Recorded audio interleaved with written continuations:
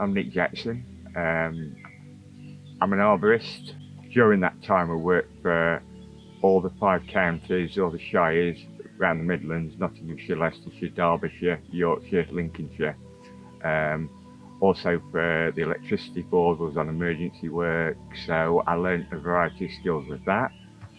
We also come over to France. That's when I first found out there was a shortage of tree surgeons in France. We did a chateau just outside Versailles. We was over here for about 2 weeks. An American had bought it and wanted to turn it back to what it was in the 17th century. So then also in 2000, there was a big storm that devastated France's forestry, and they was importing tree surgeons, foresters from all over Europe, because they just don't seem to have the people over here to do the work. Whilst working at Chaumont here, I've been making the forest safer, the chateau safer with the trees. Now I'm starting to use a lot more of the machinery doing the groundworks, which as I'm getting older, it's getting harder to keep climbing daily, even though I love it. But I need help where I'm starting to struggle physically, getting actually up and down a tree. So getting on the diggers, the skid steer, the sawmill, which is another aspect now. So we can actually turn the lumber that we're taking out of the woods into usable lumber for works around the chateau, also around the grounds. Classic examples, these benches. Let's make a few more of those for here, there and everywhere. It is hard getting, not being able to climb as much these days, well daily, but physically it's hurting so much that I am actually having to start like take a step back and think, I didn't come over here to work myself to death. I come over here for the lifestyle as well as enjoying the work, so I can get a bit more picky and choosy of what I want to do.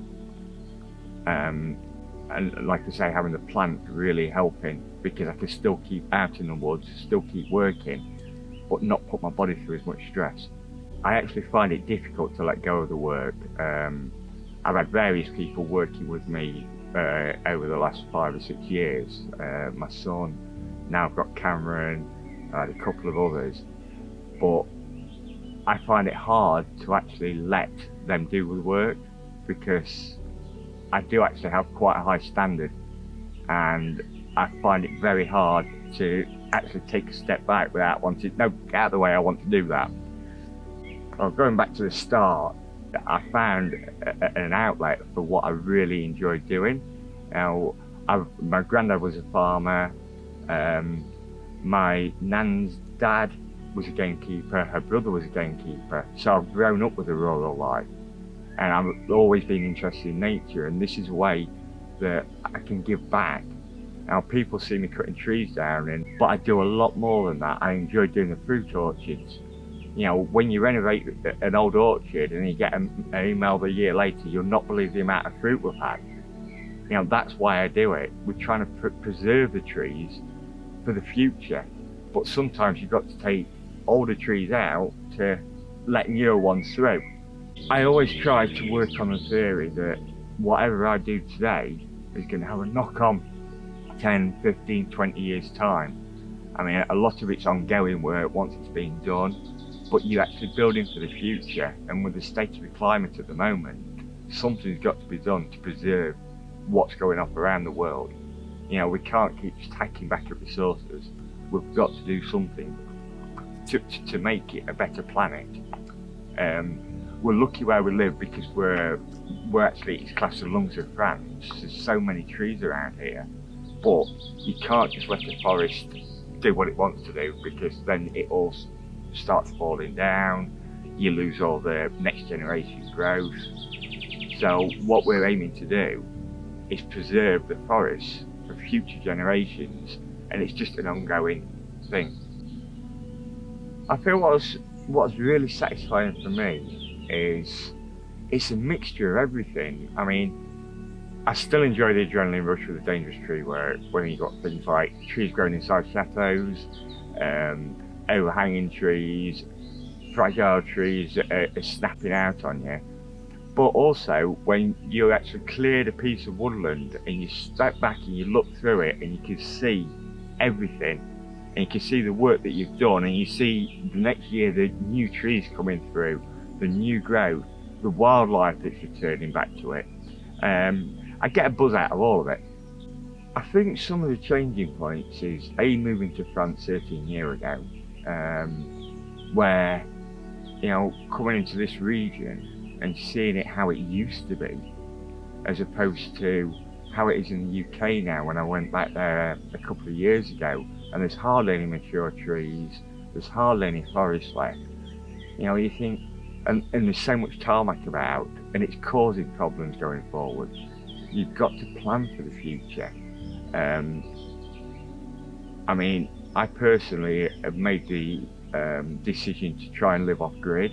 I live basically on solar. I do have a slight electric feed still into the house as a backup, but at this time of year, I'm trying to do my bit.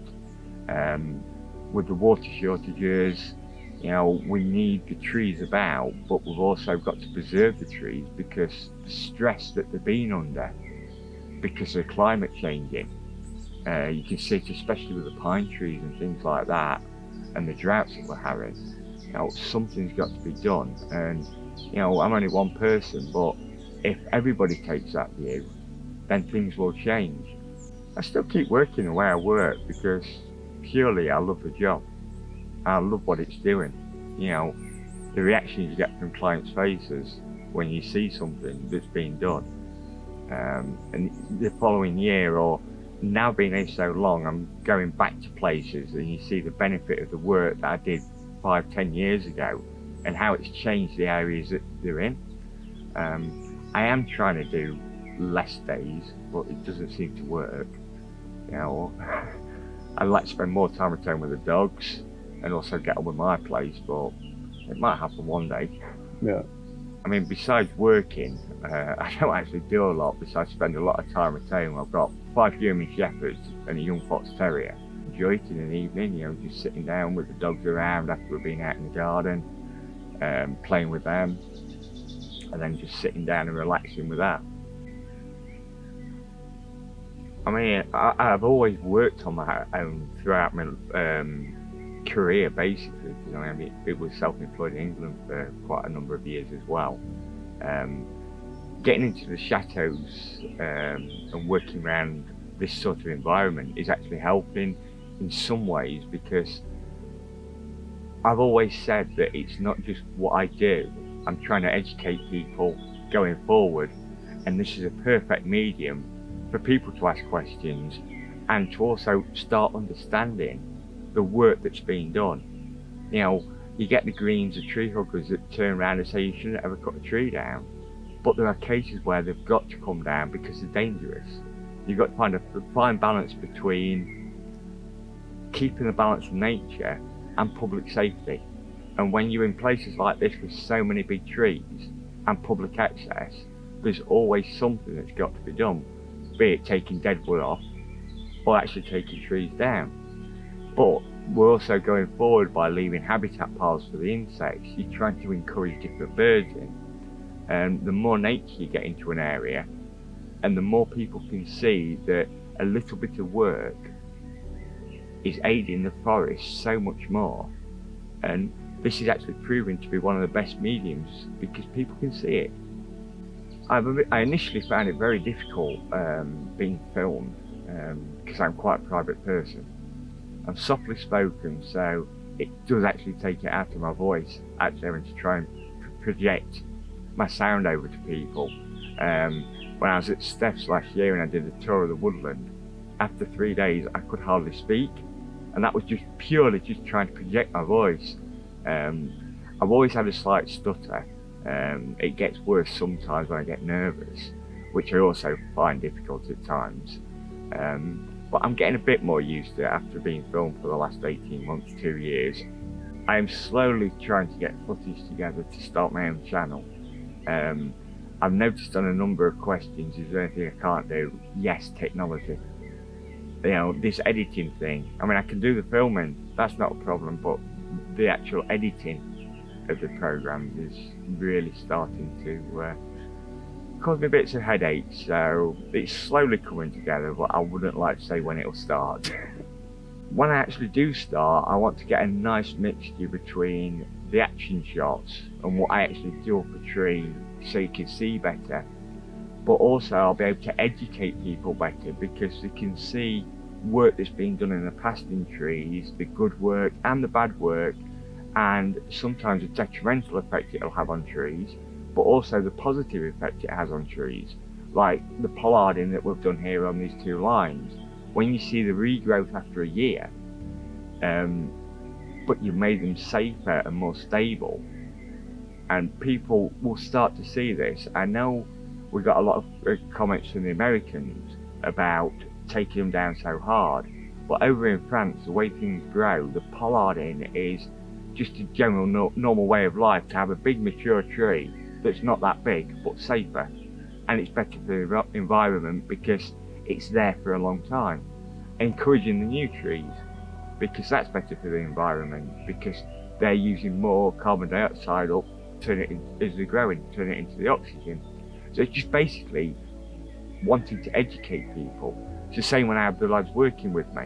It's trying to teach them the techniques going forward for the future. You know, because there's a lot of old skills that I've got that have died out.